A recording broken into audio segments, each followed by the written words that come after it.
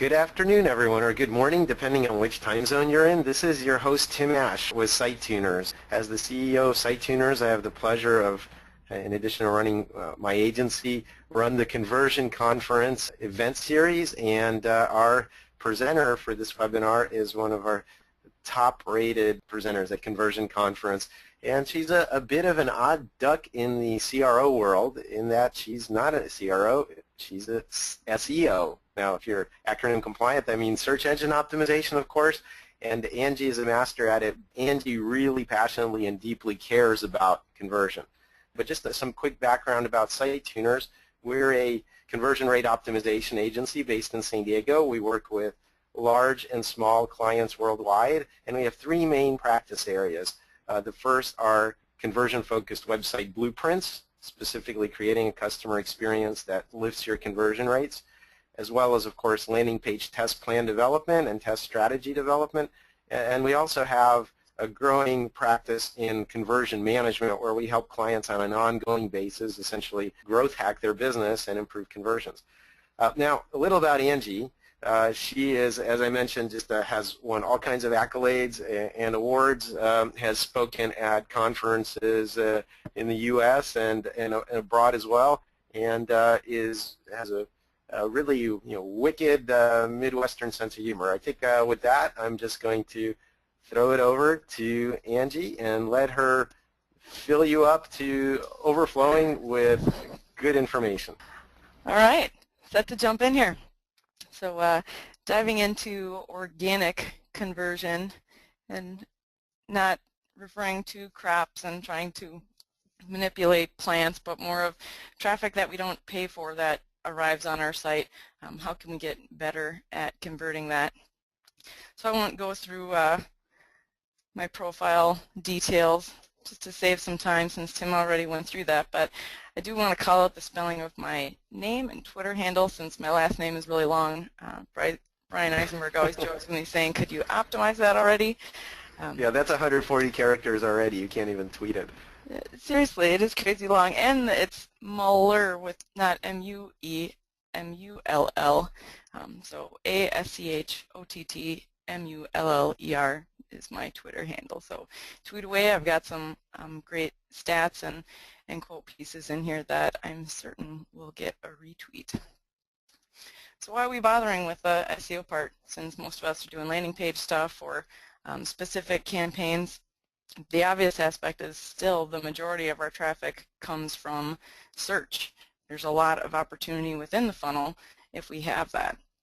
The challenge is driving a ton of traffic without conversion. We had this like traffic jam kind of case, but the same holds true with conversion. When we don't have enough traffic, it's difficult or even impossible to A/B test, and we don't have much to optimize. So we really have two sides of the same coin that need to balance each other out and work together. And the cool part is they actually have the same objective. So Tim was noting earlier about some folks with SEO, some of the tactics don't actually align with conversion, and that's where I think their approach or strategy in thinking of it is actually flawed. So when it comes down to it, we're thinking of searching and how we can convert those cases. Both cases we're doing content strategy. We want to optimize that content, whether it's for the search engine or for the user. The key aspect is how do we get the search engine and user to believe it's the best answer or prove it's the best answer to their query enough for the search engines to rank us or for the user to complete the call to action. The key in the midst of all that for the objective is your content the best answer? And the attributes that both users and search engines are looking at are extremely similar, which is great for the strategy piece that we go on throughout this. So why does that make that so challenging? We're thinking of organic, of like, oh, if it's the same objective, shouldn't that be easy? Oh, but I have these challenges on understanding intent, and Google took away my keywords. Now I don't know what the keywords are. And so how am I supposed to know how to convert those better? So my question back to you on that is when we're thinking about intent and user searches, they get results and go to the page, where does intent lie? Think about when you're searching for some content and you're first looking for it. Does that change after you get to the page, or did that really have to take place up front, in the content to say, like, here's the best answer for this question of intent for those pieces? So regardless of having the keyword, the key pieces, your page should already be ranking as a best answer for that question. There shouldn't be like a random change or different pieces in there. So don't get caught up in the not provided keyword aspect. The key challenge in that is you should already know your entire site. So yeah, let's do a little quick back history. So fairly recently, Google started masking and not telling you what keywords people are coming in, whereas before that was available in your analytics and was actionable. Everybody's freaking out because that's no longer available. But what I hear you saying is that the content has to be designed to answer a particular question, and if you're going to do that, it should rank well as well. Is that true? Yes, that's correct. Thanks for helping me to fill that part in. So the question some folks are saying is, well, if I have this page, how do I know what the page was ranking for and that they came in for that keyword, so I know that that's the keyword to optimize for? So without having any of that data, my challenge back to folks that say that is, if you have a page, did you already think through the strategy of what question, and in this case, the targeted keyword, question or query that a user types, did you create that page to be the best answer for? And you can't have a ton of pages all try to be the same best answer for it. So the objective part that we're thinking of when we're doing landing pages and conversion, we always, Ollie Gardner started the one page, one purpose quote. I add on to that case of the one targeted keyword phrase and one best answer. What's the core question that you're hoping that page is going to answer, and have you made it the best answer? A lot of times when we're thinking about some of these queries, we're like, oh, well, this page actually, it ranks for, all these pieces, or, all 20 or 50 of these pages are targeting, the same query, which just like when we present too many options on a page, pricing plan pieces, it's too many options. And as a result, we get no action because there's just too much stuff to filter through and follow that. Especially with organic, when we get to all those pages, a lot of times there's no call to action to help guide the users through the path. So key challenge here for you is how to map out your best answer. So you're thinking organic conversion, think through that path. Your job is to define a clear, relevant path to help that user take the next step in their decision process. So for SEO folks that do keyword tracking and stuff on their pages, one of the tips I have is to consider tracking that keyword by the page type. So for example, if we have a keyword like replacement windows versus window replacement. Replacement windows sounds more like product, whereas window replacement, we could potentially look at more intent there of is that more of a service or a how-to page? So think about page types. Is it a category page? Is it a product list page? A product detail page? A support page? A blog article? Tag those queries accordingly in your tracking so you can audit that to make sure the right page is ranking, because it's not enough to rank. A lot of times people are like, oh yeah, we have all these keywords and we are ranking, but is your best answer ranking? And if you have a lot of different pages attempting to rank for the same keyword, you're cannibalizing your opportunity to be the best answer for those pieces. So okay, really so you're really saying there's a kind of like you really need hyper focus. That you have to decide ahead of time. Okay, there's an unmet need. Essentially, that's what I think you mean by intent, right? Somebody has a problem they're trying to solve, and you've got a solution or an answer that you want to talk about on the page. So you have to decide which page is actually the best one, even though you may have accidentally or intentionally rank well for that key phrase with other pages. You actually have to kind of get people to shovel over to the correct page in a way. Exactly. And think about, well then how could you optimize what you believe is the best answer to be perceived as the best answer. So if that means modifying the content a little bit more, maybe you actually don't have a best answer. So I know on the bottom slide here of the, create an aggregator page. So if you have something that's, sometimes this comes up more with long tail on like how to for a particular thing, or maybe it's incorporating colors or a seasonality piece, and you actually do have a lot of different content, create an aggregator page that kind of pulls in a grid layout for some of those pieces so that you're just providing the paths now. But now that you've provided links to those different directional paths, you have actually created the best answer by aggregating the paths to all those pieces together instead of saying, well, all these 10 are sort of what fits. Create one page that aggregates all those and together. Describes them and how they're different. So what you're saying is that there's value not just in the end content, but in context and framing, and essentially being an editor or a DJ who kind of puts together a collection of stuff, says this is high quality resources in this area and this is what's different about them or how they relate. Is that what you mean by aggregator? Yep, exactly. So if you think kind of think of like a blog category page, so a really generic example, or a tag for a blog article, technically everything that's tagged with a particular keyword is, aggregating all those in one spot. So how could you do that concept with pieces that, folks are looking for those different articles, but instead of giving them 20 articles as a result, creating one page, whether that's via a category or a tag or a manually created page that then can more easily list those pieces out, that can summarize, if they search for that question, what is kind of the summary answer, and oh, by the way, here's the, the top article pieces to help you get to that next step. Okay, so it might be, when to know when window replacement is right for you. Should you consider vinyl versus wood versus aluminum, that sort of thing, right? So, yep, exactly. If it's like by material, and the more specific you get when you're thinking about the keyword question, that's kind of like how the hierarchy in your site goes. So, to think about your whole site, this concept may seem more complex. So I'd just say, just think about the 10 most important pages on your site and look at those. What says that they're the best answer? And then might there be a minor variation on that that's a little more specific, whether it's like adding in material, like you said, like wood or aluminum, or if it's particular to a season or a location, and then create an aggregator page that's very similar, but that touches on the more specific part there, so you have a best answer for that more specific case.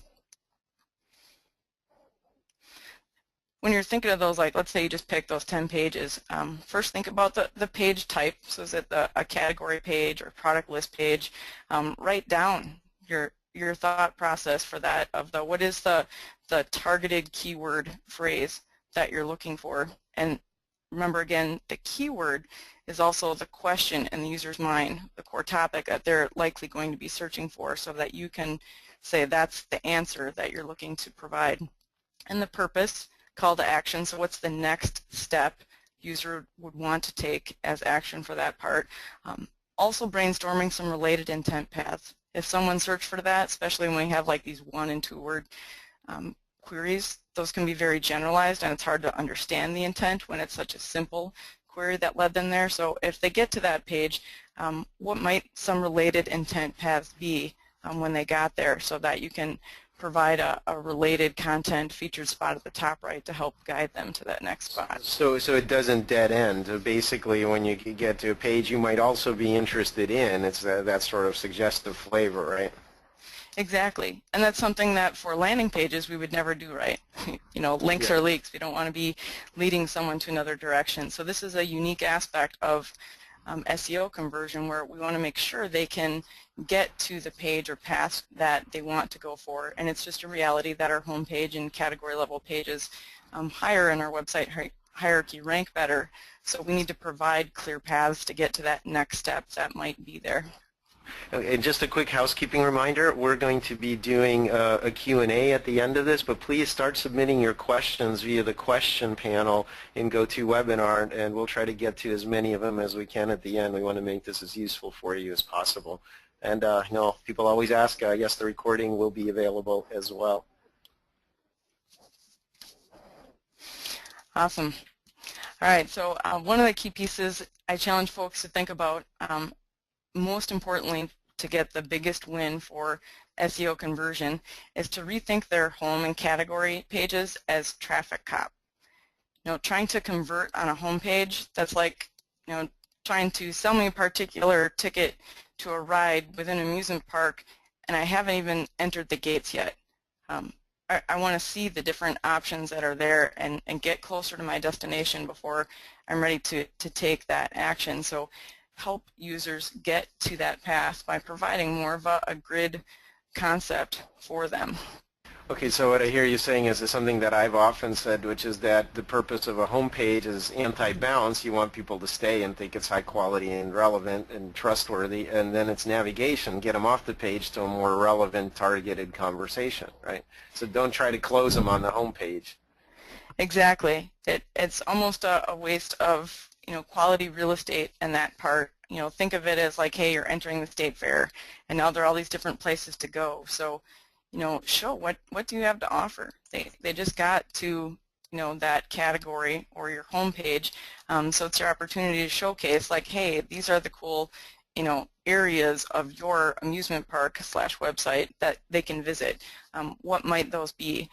This is also really helpful for you to understand your audience and understand what content is matching to them. So if you segment by particular categories that match the audiences, and their first click on the home page, your most highly trafficked page on your site, and you can see where they're going directionally from a segmentation perspective, that's extremely helpful for your content strategy to see, wow, okay, folks that are coming through, this is really hot, or these topics are, how can I optimize that better for some other categories, or for what really is more important, how could I maybe do more of that and enhance that better? So this was a cool A/B test that had been done using this grid layout versus the product list case, which is very common for a lot of category pages, for a product like shoes, to see a long list, all the details and images of products. This display actually boosted conversion by 15% for the click-through rate. So just shows that when users can see what's more relevant to them versus a lot of options to look through, it helps them click to that next step. And then is this relevant for business to business as well? Absolutely. How would it give us an example of how that's different for business to business? So business to business, if it's a more complicated sales process, I would consider like how would you segment that out. So it could be considering segments that are like by buying cycle stage. Are they new or just starting out on pieces? Are they ready to, if it's more of like take the tour or detailed parts, are they existing, customers that are looking for more support content? Could they be your sales reps for B2B that are coming through? So thinking of those different audiences and providing a clear path. So if these categories right here, they don't have featured links below them, I sometimes, I tend to prefer if there would be like 2 to 3 featured deeper links below each of the categories that are within the grid, because then that kind of showcases a little bit more of like, hey, here's what you might expect to find in those areas, and that's also very valuable for SEO to show some of that deeper content at those higher level pages. Okay, so where you have shop men's down below, it's got shoes, Gore-Tex, and boots, right? So you're basically saying for the advanced people, once they focused in on the right part of the page, you can kind of drill down hierarchically and give them the most popular subcategories or subtopic. Yep. So like shoes is like probably the simplest category to think of. Most of our sites don't fit to be, just so easy. Yeah, so, they're not that neat. Exactly. So if it's more of featuring like, hey, these were the most popular articles that were in, the latest announcements, or if it was about, so I used window replacement earlier, if it was installation, so some of what were the top questions related to getting ready to install? Is it, the documents that they need, a popular link to a video that's most watched of what are some of those, content pieces that instead of making them click through and then having to choose, feature what you think are the most valuable based on what else is traffic, but also what users tell you that they're looking for. Well, so for example, if you go down to a lower level page and then you can see what they click on there and elevate those things up one level as links or something. Yes. Yep. It's just bringing up, and again, just 2 to 3, not too many, and those, changing those out frequently just to see kind of what works. That's also good cases to do A/B tests to see are users, clicking on the deeper links. It may operate similar to PPC site links for paid ads. Sometimes just the presence of additional links helps show relevance, and they still click the main category link and not the actual detail link, but the presence helps them to see what they can expect to find there, so it can help aid click-through that way as well. So, looking into some quick wins. I always aim to be very actionable with content pieces here, so key action items that I'm going to go through all revolve around this organic search conversion funnel. So although our customer funnel we know isn't entirely linear for pieces, we can still think of it that way for how they're getting to the next step. If we're really thinking of the conversion or the endpoint as the user has an objective they want to do, how are we helping them get to that solution, to that answer, so they can act? So I'm going to step through each of these stages, which I consider each of these stages to be a conversion. Really, each of these is a goal completion. So, I have the goal I want these pages to rank, and to rank specifically for this particular keyword because that's what I've deemed to be the best answer for those keywords. A click-through, also a conversion of you presented a link as an action that you want them to take. Do they click on it and go through it? So each of these aspects think of as a goal completion, and evaluate and actually write down where your bottlenecks are. Go through, and instead of going through your whole site, maybe you come back to saying, top 10 pages. What are they the best answer for? And not coming up with a list of, hey, we want this page to rank for all these 20 keywords. Like the first most obvious phrase that you think fits for that particular word. Are you ranking for it? What's your click-through rate look like? What's your bounce rate look like? Are they staying there? How long are they staying there? Are they engaging a little bit, and are they converting? Write down this percentage pieces, because this is where you're going to identify your opportunity, where your gap is, because this is a really big funnel, right? This is the most traffic that is coming to your site. So what is your bottleneck? It might not be ranking. It might be that your click-through rate just needs a little bit of a lift, and wow, would you have a lot more traffic coming through your funnel. All right, well, let's talk about kind of, well, if we go back to that one for a second, what the likely failure reasons are. So if you don't rank, what did you fail to do? If you don't get click-throughs on the page, just real quickly hit what the implications of those are. So I'm actually going to dive into each of them, and I'll cover a point on them of here's likely why not, and here's likely a quick win for a boost on each of those. Perfect. So on the ranking part, and again, when we're talking ranking, I'm focusing all these actionable tactics mean that if you do them, they help SEO and conversion. And we know we're all slim on resources, so we love power plays, right? We want to be able to say, okay, great, if we do this, we're going to help both goals be achieved. So a simple aspect of helping the rankings and conversion is user-generated content in the form of expert Q&A, comments, or online review aspects. So this Sketchers expert Q&A case study is very interesting. I don't actually think that they intended to get the results that they did. It was great that they were measuring them for that. Sketchers really wanted to rank better for shoes. They're really struggling to be on page 1 results for that. I mean, it's shoes, right? How simple of a word can you get? And there are a lot of sites, especially online now, that are selling shoes, so it's hard to rank for that. So they opted to remove live chat from their site and implement the Bazaar Voice expert Q&A segment, which is rather small on the page, just as discussions, and it's on a tab. We know from going through a lot of analytics that a lot of users don't click tabs, but having the discussions on there actually boosted conversion by 32%, and they wound up getting the page 1 rank for shoes. So you have that double whammy for those pieces. And when you look through the content that's in there for some of the discussions, some of it becomes more clear as to why it would help SEO, but also for conversion. When you hear content or read it written by an actual real person with the same questions as you, it holds more authority, but also more relevance. You know, it's in the voice that you're expecting to hear it in.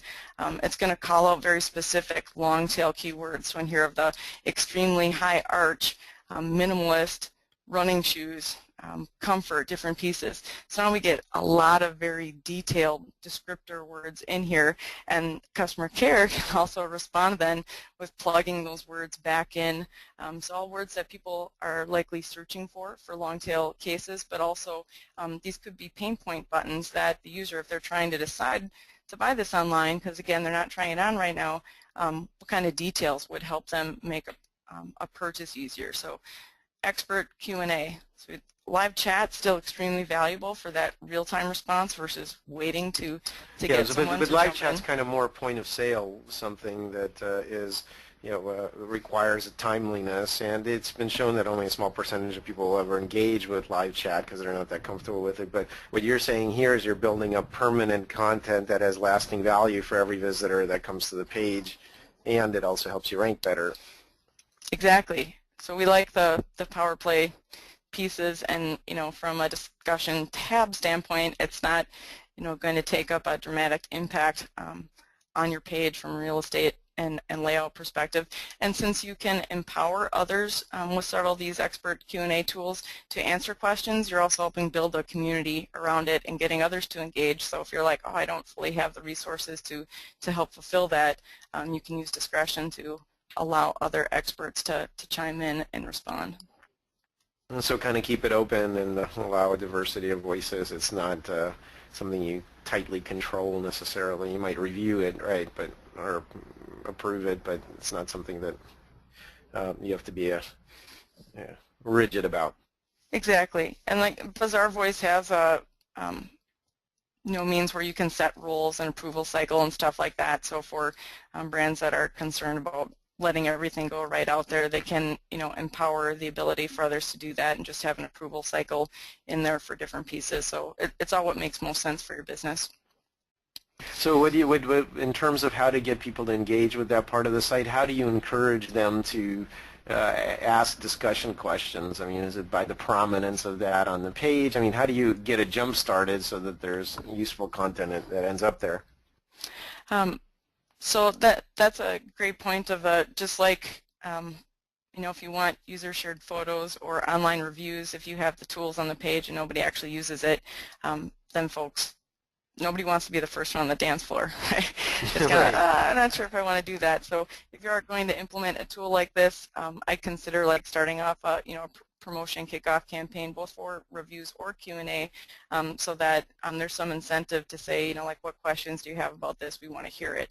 For social media, you could feature a product and just say, hey, we're featuring the shoe. Do you have it? Do you own it? What were some questions that you specifically have about it? If you saw this, we'd love to hear your questions and drive them from that perspective. Always be sensitive of having, adding some call to action pieces, featured call to action pieces like that on product detail pages, because you don't want to divert them from the primary call to action.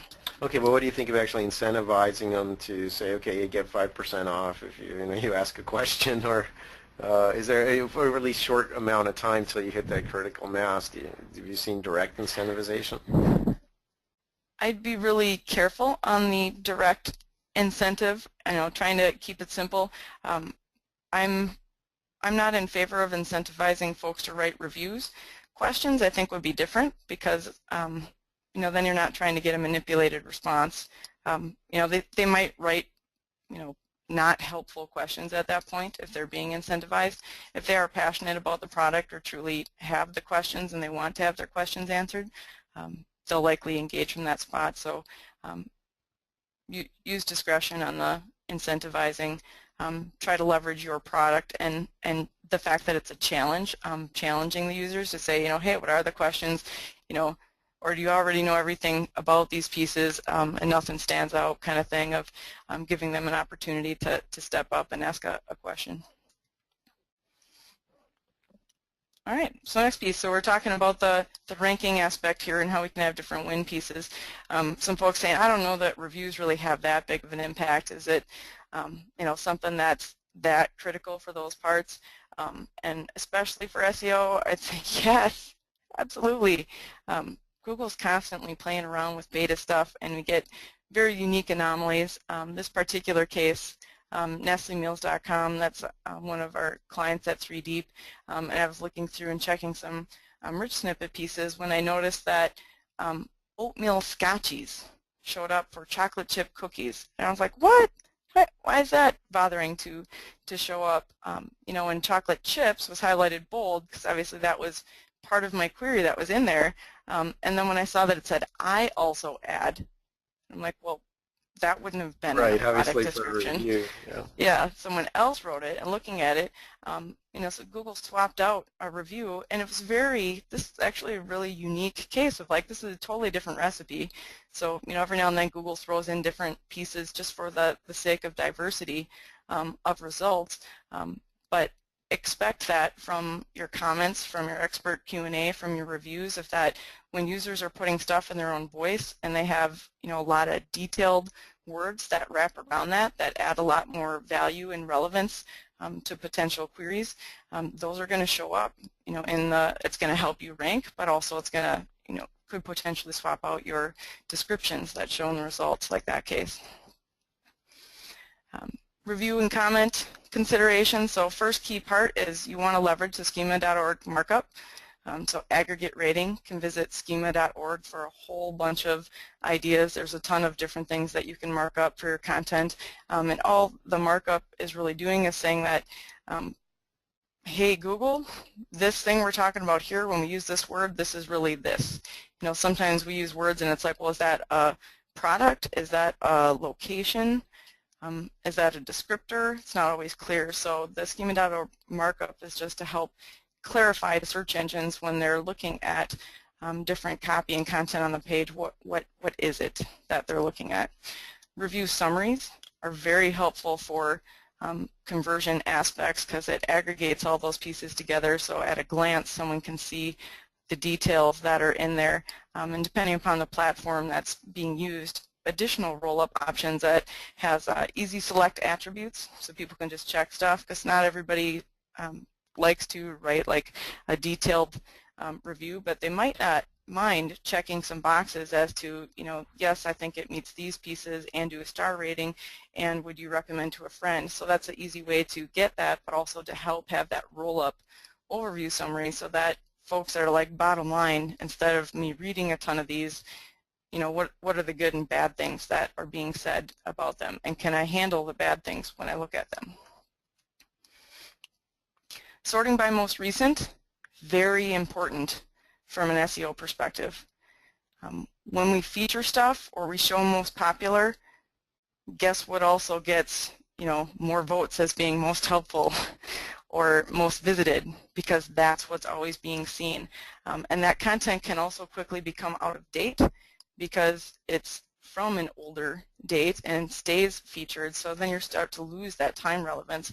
But more importantly, how we had that example of the review being featured in the search results in the meta description, without sorting by most recent, the search engines can't actually see the newer content that's coming up.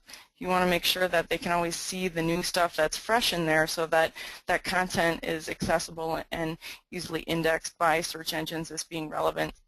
You could choose to feature one, maybe two above your sorted results if there's one that you want to call out, but still always making sure that you want to let search engines see that from a recent perspective, but also users want to see, like, what have you done for me lately?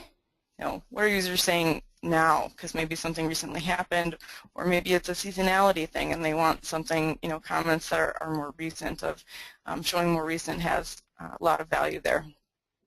Custom fields and labels. Love the platforms that have where you can add unique fields like persona types. So LL Bean does that. I would describe myself as, which adds a lot of value. Sephora has a lot of details, so you can say, here's my eye color, here's my skin type. That adds a ton of relevance for people that are writing those comments or reviews in there. And even just something as simple as changing a label, not necessarily adding a different field. So what percentage of people would recommend this to a friend? So instead of having that long label, what if you're like bottom line? Would you recommend this to a friend or no? That's a key piece for someone to see bottom line. The competitive buying modality is really drawn to that word bottom line versus the long label of percent of people that would recommend it to a friend. So boosting click-through rate, second stage there. So again, click-through is a conversion. You know, you're presenting the link and you want them to click through.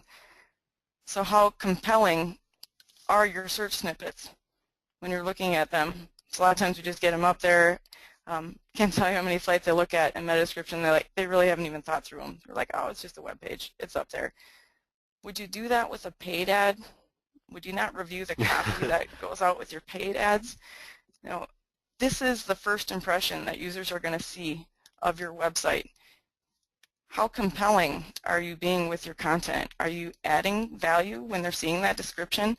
That is the first ad, whether you're paying for it or not, that users see. So think about this, like this example, I love when I saw both these in the same spot because I'm like, oh my goodness, okay, really? You know, so I can get the same site and, you know, locally it's like, it's just the generic snippet that's being pulled in because they didn't even put meta description on the page at that point, but their ad, wow, look at the value.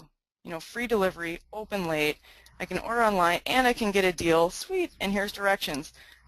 Wouldn't I love to have all that organically of, you know, putting in the specific value points that are there, just like you're writing a paid ad should also be in your organic snippet. So whether it's showing up in search results that way or it's on a social share that way, you know, what's the compelling, engaging value that's going to help me click through on that link?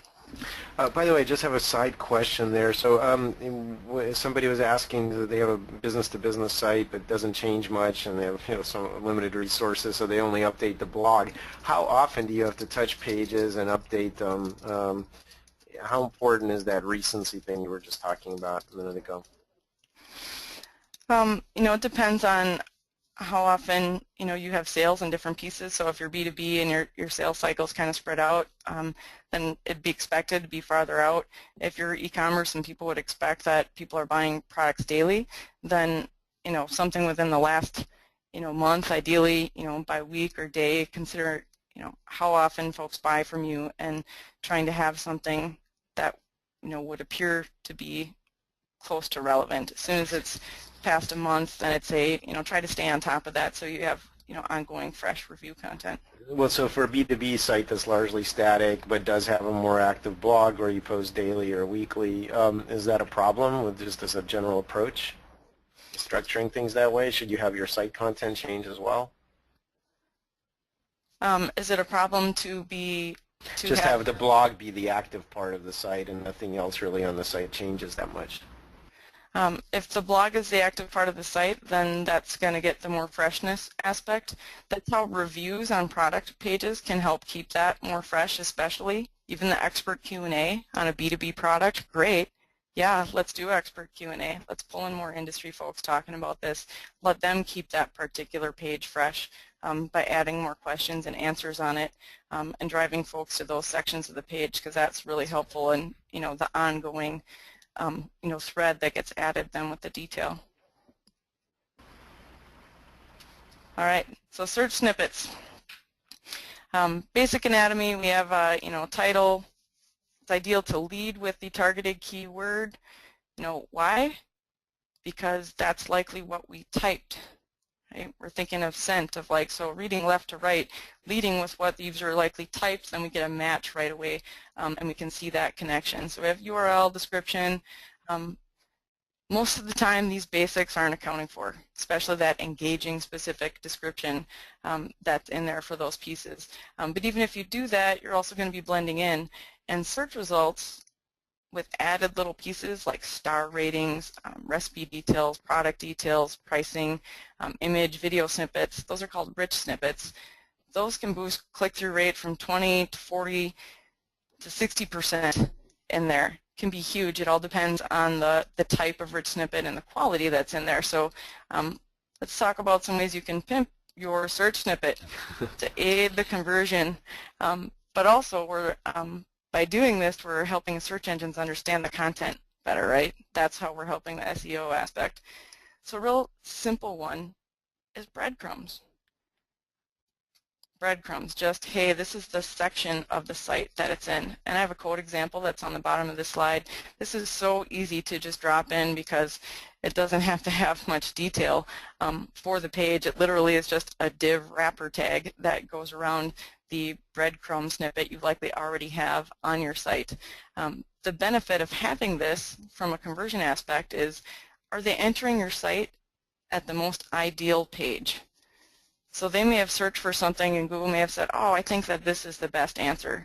And maybe reading some of the detail and they like the detail, they could do that, but maybe the category that shows in the breadcrumbs above would be more helpful to them and they'd like to click through on that. This just empowers users to enter at a page that's most value added and relevant to them in their context. So if it's too specific, they can back out one level just by clicking on new cars as opposed to Jeep in the green part of the search results. Exactly. Super simple. If they're like, oh, I kind of like this site. Wonder what they have for all these. I'm looking for a few more models. Not just Jeep. I like how they're presenting their content. Super simple piece to add in there, and it's just, instead of having the long URL piece, it's a more legible, friendly display as well for the text that displays in the result. What, you don't like slashes and underscores? Yeah. I love slashes and underscores. Some of the most powerful impact you're going to have for your click-through rates is going to come through star ratings and video pieces. Why? Because they're visual. You like the visual stimulation draws the eye towards them. So the star ratings, a few slides earlier, I referenced the aggregate rating for stars to include that. So this really helps give you social proof to say your content is great for the details up front. The video aspect helps show, like, hey, you didn't just put together a page, you went through the effort of doing a video. That's kind of a lot, and I can learn a lot more from a video, so video helps me to engage further for that as well. And the schema markup for these pieces are just below. If you have a WordPress site, the Yoast Video plugin does that automatically for you, which makes that great to get the connection and get that visual then. So that way if you're like, there's no way I can compete to get spots 1 through 4 because those players are just too big in the market, maybe it's not even your competition. Maybe you're competing with YouTube or another blog site, not even a product site, and you're like, well, I can't compete with those pieces they have. You could if you had a more visually stimulating rich snippet that's going to draw the user's eye to that result and pull them in. Which is why we get to the frustrating spot of authorship. So Google recently pulled this. The SEO community is pretty upset about it because it's really, we don't get the logic behind there. Google saying performance or whatever excuses they're trying to put behind it. The key thing to understand with rich snippets is that there are a ton out there. There are also a ton of pieces that are in beta. Google's going to play around with the different pieces. So if you watch some of the trends for those parts, and you're one of the first people to try out some of the schema markup, which is really easy to add on site pieces, and then you can show up distinctly and differently. You could win out great because you're going to get more click-throughs from that, but also just keep in mind Google's constantly changing how they display the results in different pieces, so don't put a ton of effort into the rich snippet pieces on the site. So click-through. We're talking about, we're saying well, how do I know impact of where the pieces are? So key thing is look at webmaster tools. You get your click-through rate in there. So first thing is, what's working? Do you have particular ones where dang, your click-through rate is awesome? Look for that. So export the search queries and then play with it in Excel so that you can filter and sort by different pieces. So when you're seeing particular queries or questions, what are people really excited, hey, yeah, that's great. And what's really interesting to see when you have some of these very high click-through rates is, what is the position? So in this example, I had screenshotted here, there's some cases that had position 11, 14, even further on down with 100% click-through rate, meaning very engaging content. So, okay, what's showing up for those snippets that users are finding to be value added for them to click through. More importantly, what's not working.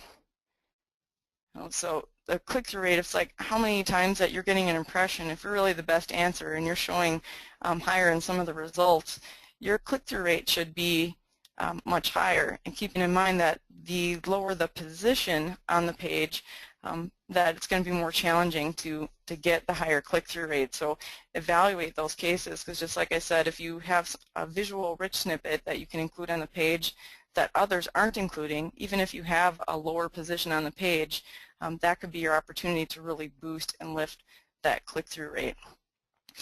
Also look for key spots that need a lift. What's just dangling on page 2? So Andy Crestodina made this comment, just cracks me up, of, where's the best page to hide a body? Page 2 of Google search results. Nobody goes there. Nobody's clicking to that second page.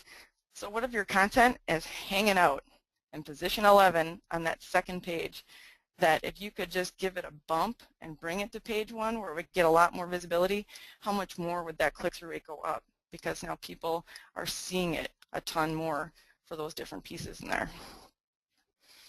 Bounce.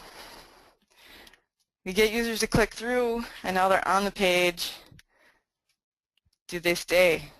First off, you need to measure bounce rate correctly. Drives me a little crazy that the bounce rate metric in Google Analytics, in my opinion, is completely useless. Entering and exiting the same page, now I try to add in the case of without interaction, which can't easily be interpreted for that perception, because if I read and engage with a ton of content and I've consumed it and I love it, that's not a bounce. No, really we're thinking of bounce within 3 to 5 seconds. Like if I bounce a ball, that's bounce, right? So I have links in here, so when you get the deck, you can go through and look them up for, universal Google Analytics tracking, different pieces.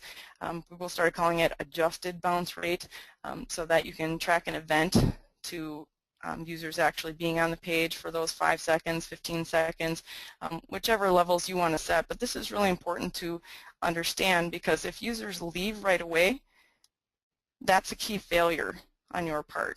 So key reasons for bounce. Number 1, failed promise. You got them to click through. They saw what you said something in the description of those pieces, and they got there, and there's a mismatch, disconnect. The failed promise might be lack of clarity. So maybe if the meta description was more clear, they wouldn't have clicked on it for the details. Second aspect for that, excuse me, would be just irrelevance on the words of, are you making sure that it's clear of what's being offered that's on there, cleaning up the relevance. And third aspect would be performance. That 3 to 5 seconds, if your page isn't loading in that time, and at about 3 seconds page load time is where Google potentially starts to penalize you for your ranking aspect, users don't sit around to wait for that. So maybe your content is great, but maybe the performance of the page is weak, and that's why you're not able to get them past that part. So measure adjusted bounce rate correctly. Think about that. It's not, hey, the enter exit same page. It's like, hey, you get there and you're like, this is lame. We're out of here. Let's bounce. That is bounce rate. No need to complicate things, right? Optimizing scent. So we want to prevent the bounce. So when I get to the page, I was looking at that result, which comes from the title tag that shows in search results, which shows in the Windows status bar when you actually load the page. Who reads that, right? They don't read that. They read your page heading. Do those match on your site? Do you know that? So in this case, I saw Jeep Wrangler colors. Great. Yes, I wanted to see, because we were like debating what colors this vehicle was available in. Get there. Well, the heading doesn't match. And where are the colors? You just told me it was colors. So failed promise, not relevant. Colors way below on a tab. On a tab. I hate tabs. Key related lesson, don't save page tabs as different URLs. Not good. Duplicate bit of content there, but you have that disconnect match from the first thing that they read on the heading part. You're already failing on the promise point, so you want to make sure you come through on the promise. audit and fix those matches. Screaming Frog is a great tool, even with the free aspect. You can download it, have it crawl your site, and then you can see the results in an Excel spreadsheet and then compare. Where does title not match the H1 or the main heading on the page? Sometimes it's a negligible thing, other times it's kind of a big deal, and you'd see like, I can see why. Vegetarian meals versus the main headline being grilled portobello, I was just looking for overall vegetarian meals. I'm not really into portobello burgers, thank you for those parts. Make sure those match so you deliver on the promise. The screen height of your page, when they're looking for it, remember they just clicked a link, that was the text they're reading. How far down on your page do users have to view before they're going to see that match? So I refer to these cases as a head case of if the top or the global header and navigation of your page is just consuming a big chunk of real estate, and there's all this other text, different pieces, ads, it's too much for the user's eye to look through. It's all distracting. So condense your headers, your navigations. It's not the focal point, it's navigation part, right? It's a side subtle piece. So slim that up so that the key piece users are looking for with their eye can match it. And think about that screen size. You still have, doesn't matter that the browser height takes up 20% or whatever that chunk, that's still on the page. The user's eye has to scan across, try to focus, try to find that. So make sure that you're not a head case. Do the math, find that out. Crate and Barrel has one of the top-rated e-commerce sites, and even they could stand to simplify and compact their headers so that some of those pieces are more condensed, and that when users first get to the page, they can easily see that title and keep that scent. So we want to follow that, right? We're following what smells good. Key aspect of F pattern concept. For Western culture, we read left to right. So key tip there is don't break that left-hand margin.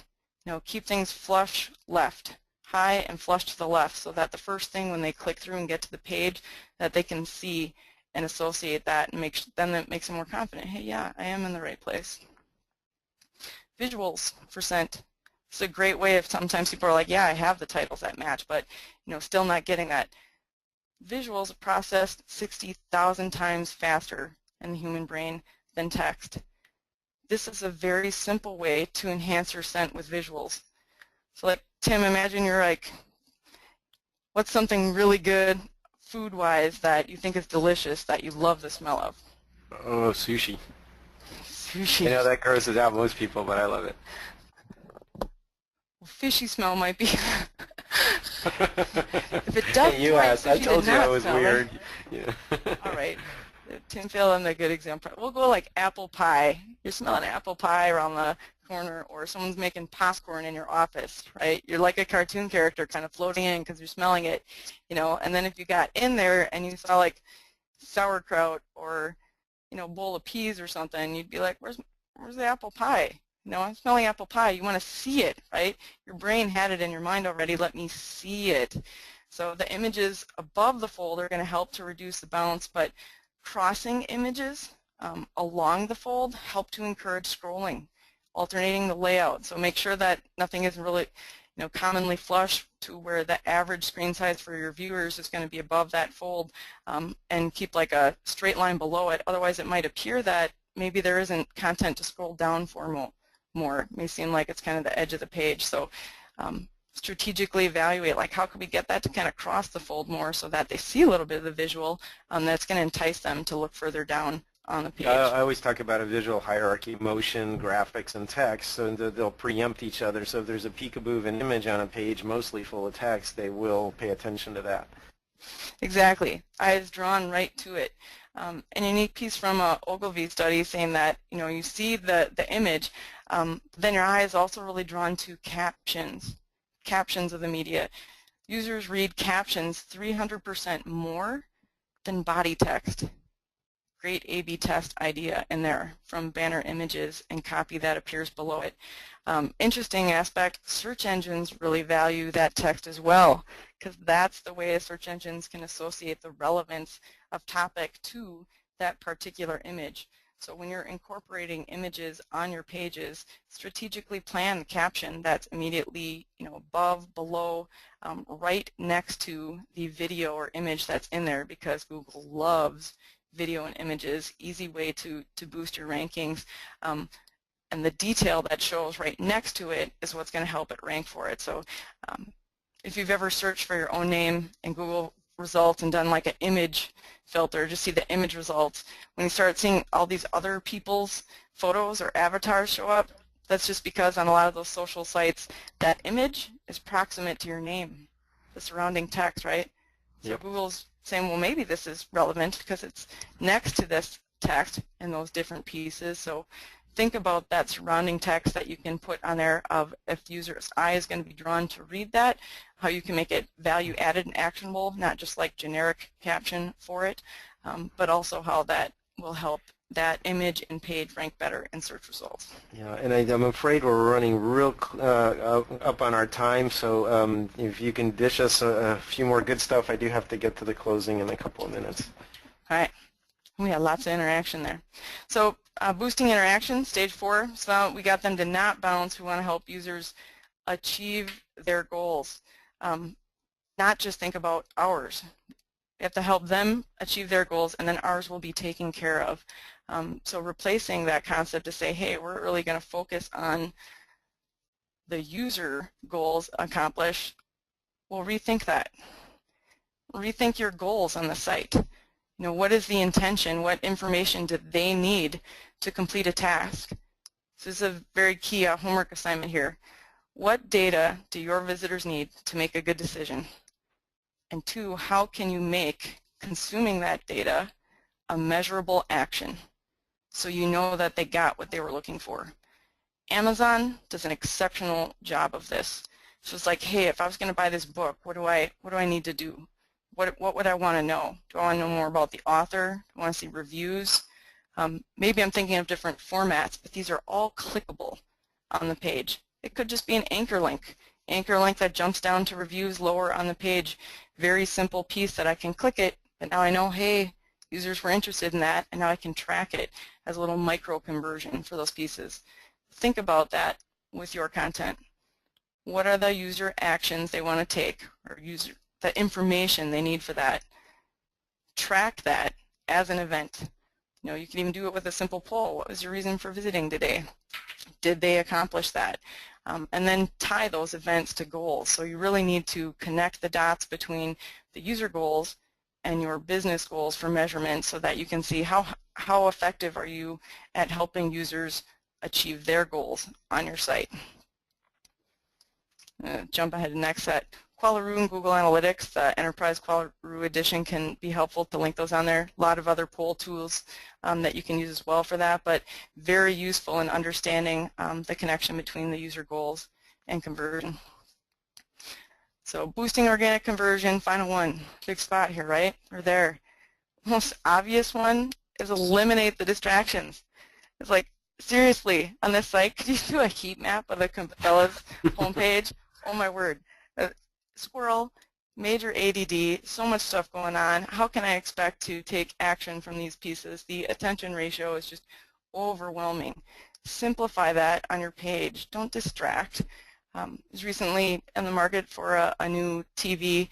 And I was trying to go through Best Buy sites, so I was looking through smart TVs, different pieces, and then I get there for that, and I get this, was looking at content, and the page shuffled to feature a banner ad for Chromecast for $35. I'm about to buy a $2,000 TV. Really? You're going to interrupt that process flow with promoting a $35 Chromecast accessory? Not value added. Totally distracted the journey. What if that was, oh yeah, great, you got me to convert for $35. I was looking at a $2,000 TV, but you missed out because you distracted the journey. Let users complete it. Present content that's value added through their path. Yeah, and that's something that I often talk about, which is just declutter to less text, less graphics, fewer choices. Basically, less is more. And then I'm afraid we're going to have to wrap up on that note. I have a couple of special offers that I'd like to talk to our folks again, but thank you so much, Angie. I know that we had some questions. Perhaps you can get to some of them and reach out to folks if you have the time. So let's go ahead and just wrap on a couple of things. If you're interested in having site tuners take a quick look at your site and identify some of these conversion issues, we'll do a 15-minute free website review. So go to bit.ly/CRO review. You have to sign up by October 3rd. You can do the review later, but you do have to reach out and kind of get in line.